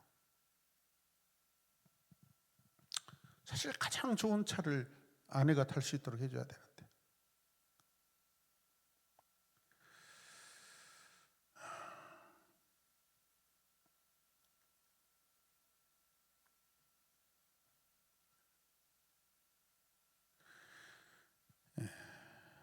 내 마음에 들거나 마음 내키면 하고 기분이 나쁜 경우에는 우리가 하지 않죠. 내가 상대방을 사랑하지 못하는 것을 상대방의 책임으로 돌립니다. 상대방의 자격이나 신분이나 조건을 따지며 자기에게 나에게 얼마나 유익이 되는지 따져봅니다. 나에게 유익이 되거나 잘해주면 사랑합니다. 내 마음에 안 들거나 내 스타일이 다르면 또 내 생각과 다르면 나 같은 생각을 가졌으면 좋겠다고 생각하고 때로는 등도 돌려버립니다. 우리가 기억했으면 좋겠습니다. 예수님은 그 사람의 행동이나 인격, 태도에 관계없이 사랑하셨습니다. 우리는 그분의 제자입니다. 양육을 준비하면서 이 부분이 저를 되게 사실은 가슴 아프게 만들었어요.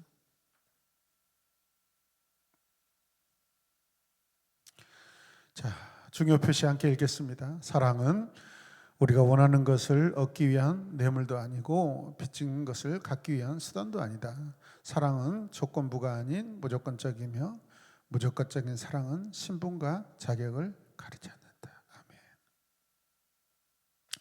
예수님은 자신을 배신하고 부인할 사람을 사랑하셨습니다. 예수님은 유다가 자기를 팔아넘길 것을 아시면서도 그에게 떡을 주셨습니다. 예수님은 베드로가 자신을 부인할 것을 알면서도 발을 씻겨주셨습니다. 그래서 사랑하셨습니다. 이것이 우리가 따라야 할 예수님의 사랑의 모본입니다. 예수님이 처한 상황 속에서 우리의 성품은 그들의 발을 짓밟아 버리든지 아니면 당겨진 그 대야를 아마 엎어버리든지 정신 차려. 아마 그들에게 화가 나서 쏟아 부어버릴 수도 있습니다. 떡을 주는 것이 아니라 얼굴에 떡을 던지면서 배신자라고 말하거나 내가 너희들과 3년이나 같이 다녔는데 겨우 이 모양이냐? 잘 있거라 하고 상종을 안 할 수도 있습니다. 우리 같으면. 그러나 예수님은 끝까지 사랑하셨습니다. 그분의 사랑은 조건과 자격과 신분을 초월한 사랑이었습니다. 만약 하나님께서 우리의 조건과 신분과 자격을 따지셨다면 우리 중에 그 누구도 하나님의 구원을 받을 수 없었을 것입니다. 받지 못했을 것입니다. 우리는 너무 사람을 가리고 삽니다. 사랑도 선택적으로 합니다. 그러나 예수님을 따르는 제자로서, 직분자로서 우리의 사랑의 대상은 특정한 사람이 아니라 모든 사람이라는 것을 잊지 않기를 원합니다. 교회 안에서도 서로 차별하며 다툰다면 교회가 세상과 다른 것이 하나도 없을 것입니다. 우리는 아낌없이 주는 희생적인 사랑, 기꺼이 섬기는 겸손한 사랑, 조건과 자격과 신분을 초월한 무조건적인 사랑을 해야 합니다. 이러한 사랑으로 우리의 삶을 살아냈으면 좋겠습니다. 많은 시간 동안 우리는 이런 말을 들어왔습니다. 사랑의 중요성도 우리가 배웠습니다. 사랑에 대한 설교도 너무 많이 들었습니다. 사랑하자고도 많이 고백했습니다. 그러나 가장 많이 들었음에도 가장 실행하기 어려운 것이 주님께 배운 사랑이에요. 주님께서 우리에게 가르쳐주신 그 사랑을 실천하는 것이 어려운 일이라 할지라도 우리는 사랑을 머리에서 가슴에서 손과 발로 옮겨가야 할 줄로 믿습니다. 테레사 수녀는 3만 5천 명의 죽어가는 사람들을 돌보았다고 합니다. 한 기자가 그녀에게 어떻게 그 많은 사람을 돌볼 수 있느냐고 질문했을 때 그녀가 하는 대답은 이거였습니다. 한 번에 한 사람씩. 차별하지 않았죠.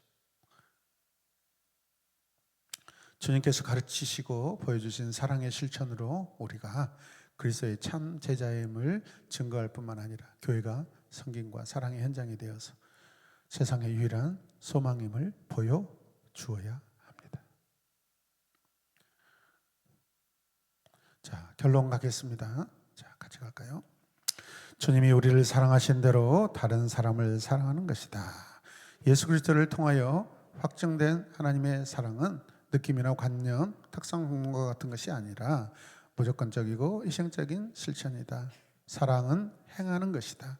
이 사랑이 신자인 우리의 삶에 나타나는 영적 성장의 표시이다. 자, 요한일서 3장 18절 읽겠습니다. 자녀들아 우리가 말과 혀로만 사랑하지 말고 행함과 진실함으로 하자.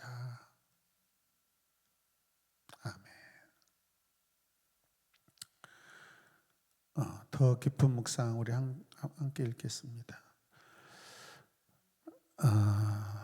나는 이번 과에서 사랑이 영적 성장의 표식임을 배웠다. 나의 삶에서 영적 성장의 표식인 사랑이 잘 드러나고 있는가, 혹은 드러냄에 있어서 어려움을 겪고 있는가 생각해보고 그 이유를 함께 나눠보자. 2번이요. 하나님이 사랑의 본질을 보여주셨다. 하나님의 사랑은 희생적이며 아낌이 없고 안전하며 영원하심을 배웠다. 이러한 하나님의 사랑의 본질에 비추어 볼 때 당신이 누군가를 사랑함에 있어서 한계를 느끼는 부분 무엇인가? 사랑해야 함을 알고 있지만 사랑의 실천을 가로막는 가장 큰 장애물은 무엇인가? 3번, 예수님은 사랑하시되 끝까지 사랑하셨다. 인간의 입장에서 사랑할 수 없는 사람까지도 사랑하시는 예수님의 사랑을 나는 어떻게 생각하고 있는가? 예수님이 그러한 사랑으로 나에게 본을 보이시며 사랑하신 이유는 무엇인가? 나는 참으로 사랑하기 힘든 사람들을 어떤 부류인가? 내가 참으로 사랑하기 힘든 사람들 어떤 부류인가? 나는 주님께서 보여주신 큰 사랑을 일상의 작은 일에서부터 실천할 수 있다. 다 같이 있다. 아멘. 사랑의 문자나 카톡을 보내고 격려하고 전화하고 찾아가고 손잡아주고 돌보고 안아주고 기도해 줄 수 있다. 당신의 나의 관심과 사랑의 실천이 필요한 사람을 떠올려보라. 그를 향한 나의 작은 사랑을 실천해 보자. 자, 마지막 5번 읽겠습니다. 오늘날 그리스도인의 사랑을 더욱 필요한 사람들은 어떤 사람이라고 생각하나? 정부나 관련 단체의 관심과 돌봄이 잘 미치지 않는 대상에는 누가 있는가? 그들을 향한 나의 사랑의 작은 실천은 무엇을 통해 가능하다고 생각하는가? 어떻게 그것을 돌보고 사랑할 수 있는가?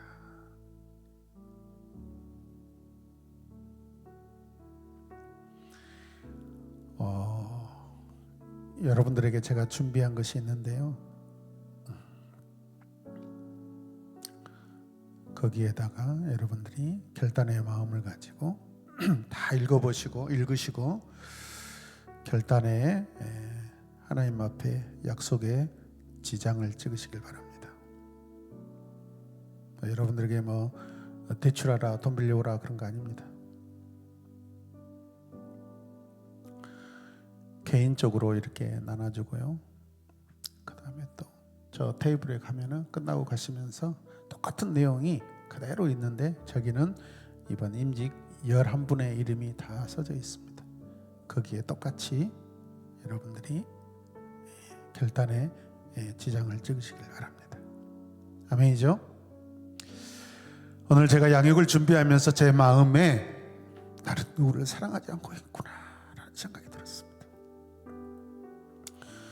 이런 저의 모습에서 예수님을 사랑하지 않는다는 것을 깊이 깨달았습니다.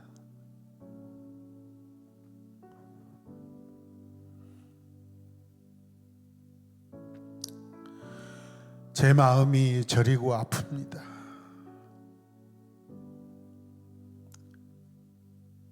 제 자신이 참담한 심정입니다.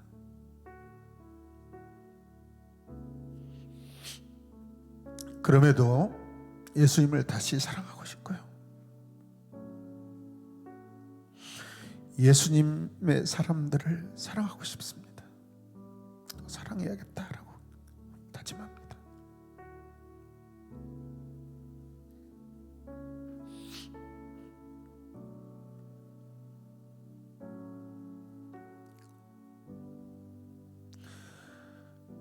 더 깊은 묵상과 적용 1대1로 이렇게 기록하시고 하면서 제가 나눠드린 거 이렇게 결정하시고 나가시면서 저기다 제출을 해주시고 또 저기에다가 이렇게 결정해 주셨으면 감사하겠습니다.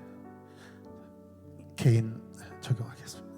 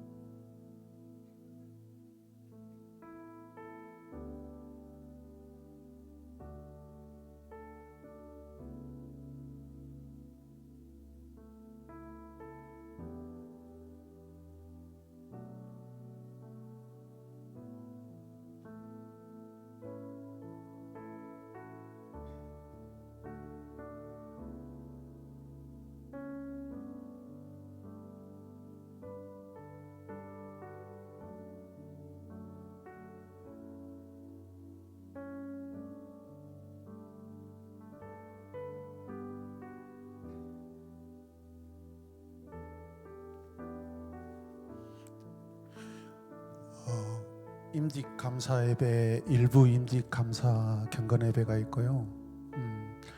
2부에 또 순서가 있거든요. 그 순서에 우리 직분자들이 이렇게 하시는 그 순서 역할이 있거든요. 지금 말씀드리지 않겠습니다.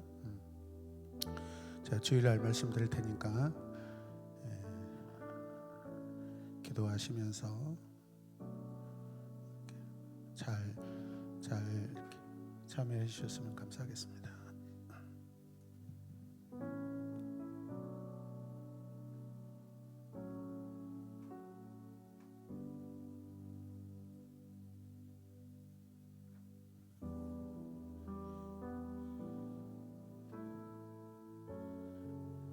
그 인주가 저기 있습니다. 이따 나가시면서 찍고 저에게 제출하고 가십시오. 그래서 나눠드린 것은 코팅해가지고 여러분들에게 다시 나눠드릴게요. 집에 두시고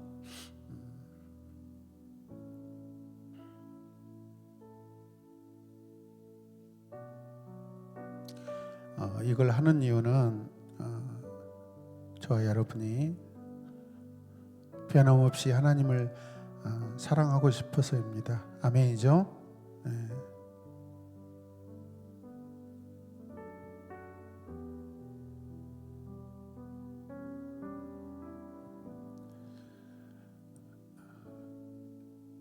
그리고 공동체 안에서 성숙한 직분자로서 이렇게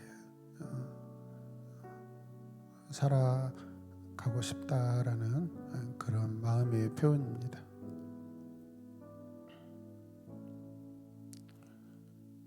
물론 그 내용은 다 이미 여러분들이 하고 있는 내용입니다. 그 부분을 이렇게 계속해서 하겠습니다라는 그러한 다짐입니다. 다짐.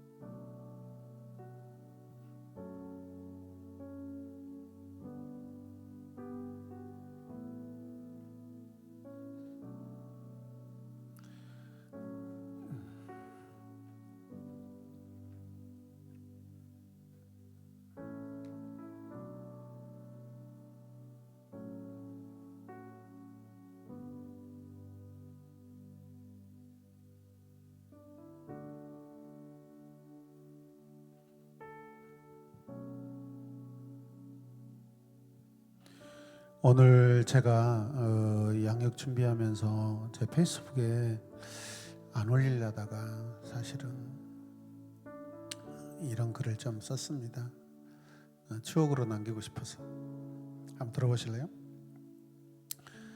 오는 11월 16일 주일 찬양 예배 시간을 통해 안수 집사 2분과 권사 9분이 임직을 하게 됩니다. 뉴 패밀리룸에서 축하 준비를 위해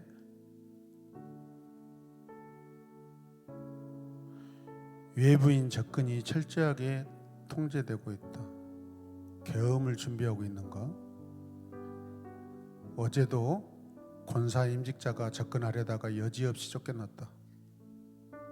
그런데 옆방에서 내 귀에 하하하하 호호호호 낄낄낄낄 웃음소리가 그치지 않는다. 도대체 뭘 하고 있는 건가? 여담이에요. 윤석열은 이처럼 치밀하지 못해서 계엄에 실패했다. 결과로는 땡큐다. 나는 3주 동안 입술이 쥐어 터졌다. 뭘 한 거 있다고. 순서지를 만들고 있는데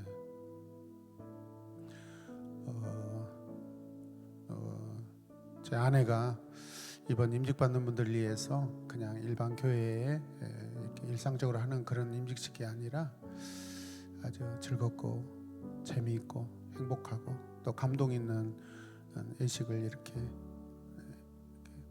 하고 싶다고 그래서 뭐 조금 힌트는 들었지만은 보지는 않았어요. 저는 아주 여러분들 위해서 정성껏 준비하고 있습니다. 여러분은 아무것도 안 하셔도 됩니다. 그날만 그날의 순서에만 잘 이렇게 집중해 주시면 됩니다. 아무튼 감사하고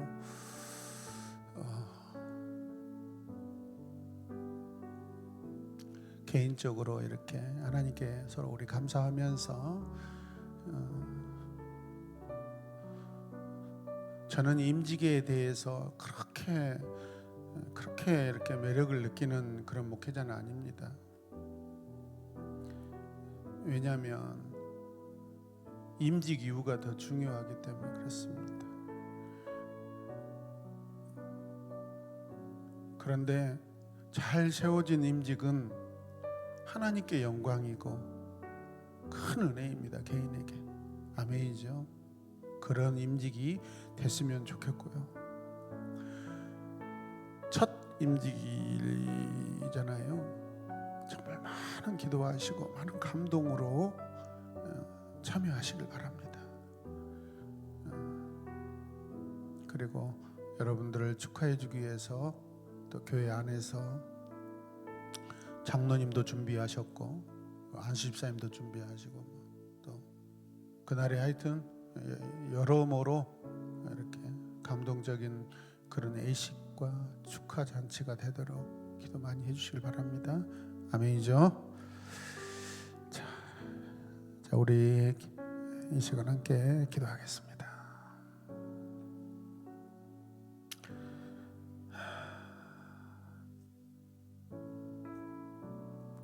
오늘 저는 마음이 좀 아픕니다. 오늘 내용도 그렇고 어쩌면 임직에 맞게 하나님이 또 이 과를 이렇게 또 시간을 준비하신 듯 하는 그런 마음이고요.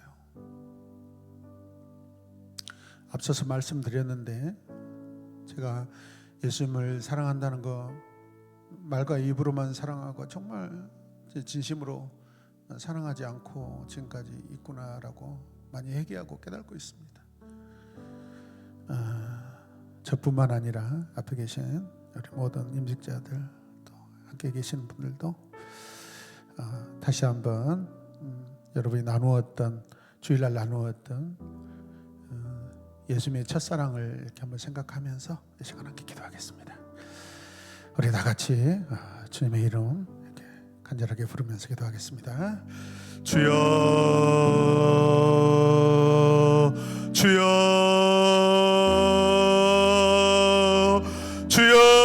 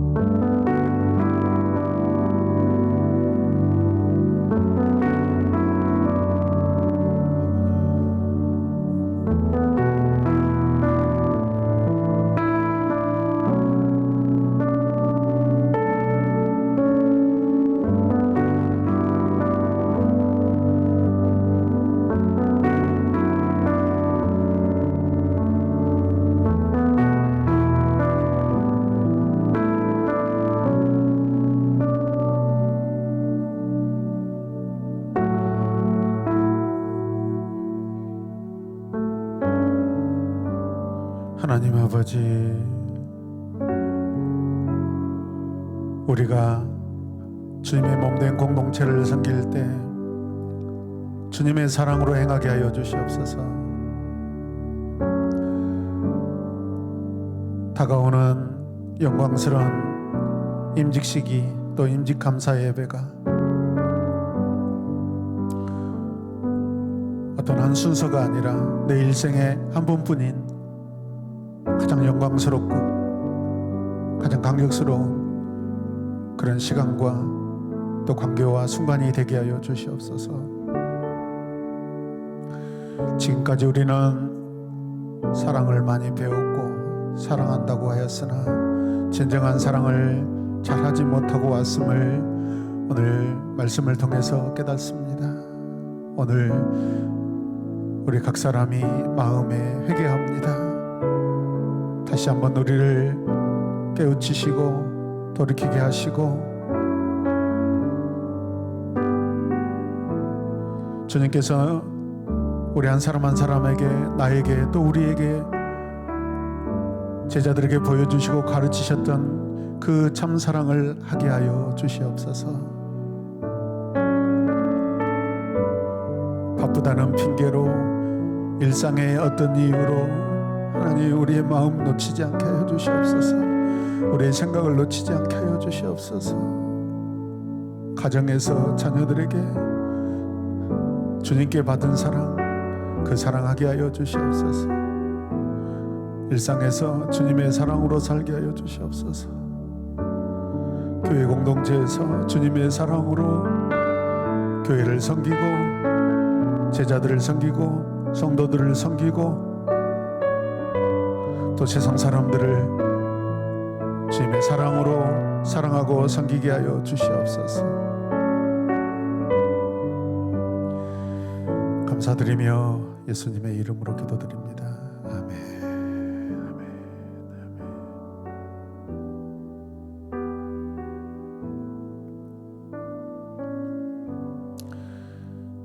자유롭게 나가시면서 이렇게